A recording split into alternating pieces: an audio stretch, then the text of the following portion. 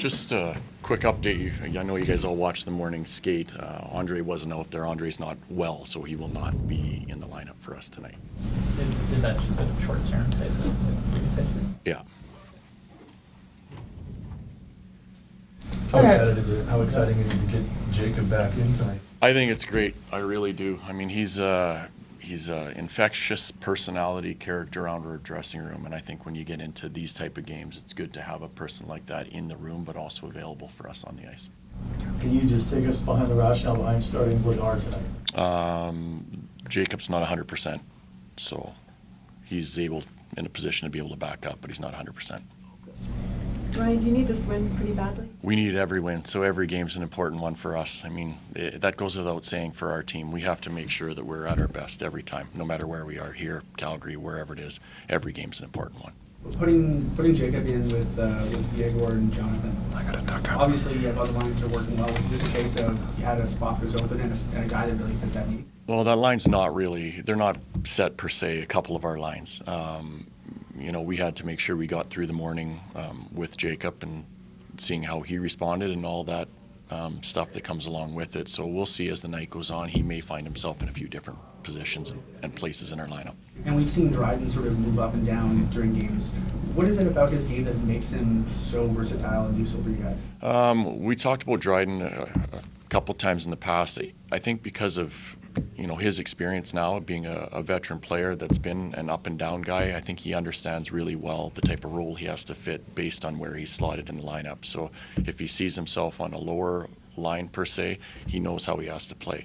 If you bump him up for some lines, he still stays hard, but he has the ability to make some plays with offensive players. So I think because of his experience being in this role of being a guy that's seen a little bit of time up and down, he has a good understanding of what's required out of him. With a group that's much younger than the last time you were in this building, Ryan, like how do you rely on the vets to control the temperature emotionally during a Saturday night basketball? They've all been a part of it already this year, so it's really not much different. I mean, all these young guys have played in those games before, so our veteran players are the ones you have to lean on at this time of the year. We've talked a lot about the level being raised after certain breaks or certain portions of your schedule.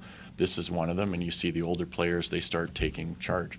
And our team is no different. And we saw that the last few games when we needed a push, we got it from our older players, and we're going to need that again here tonight. Brian, in regards to those, Nazem Kadri's having a great year. Yeah. I guess, can you just maybe give me a thought on his year and how he seems a lot more comfortable this year than maybe a little bit less? He's one thing with Naz, he's been consistent with who he is, and Naz he's been known for you can call him an agitator or just a worker. That's what we've got from him this year, but I think he's taken it to another level because the guys he's playing with, he feels a sense of responsibility in helping to bring them along. So I do feel like he puts a little bit more pressure on himself to make sure he's at the right place to show his line mates as to how you have to be each night. So he's been really good for us that way. And it looks like he's been a really good influence on those kids. He's shown them what it takes to be an everyday NHLer, and they seem to be responding. I think they have. They have good dialogue between them, and with Naz, once you get to know him a little bit, sometimes he understands when there is a path that's needed, like, hey, you can make that play, and other times he's like, don't make that play. I mean, that's what makes Naz, and those guys have really bought into what he's selling as a line. Ryan, the last start for Dan was against Edmonton last month, just before he got banged up. What'd you like about him in that game?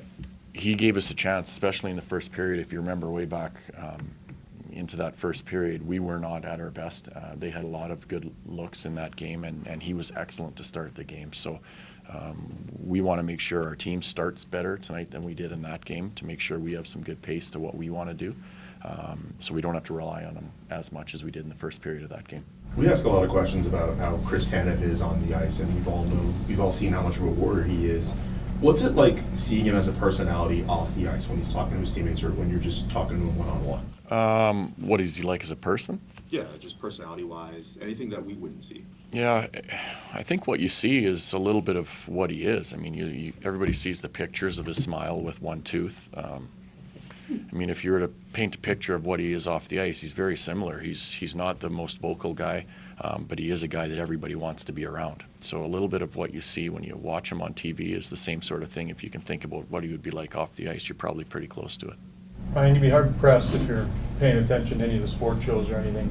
There's a lot of noise at this time of year, and you guys are in the middle of that for obvious reasons. How do you think your group has done in terms of either shutting that out or not letting it affect kind of day to day? Because the Flames are obviously very much talked about at this time of year right now.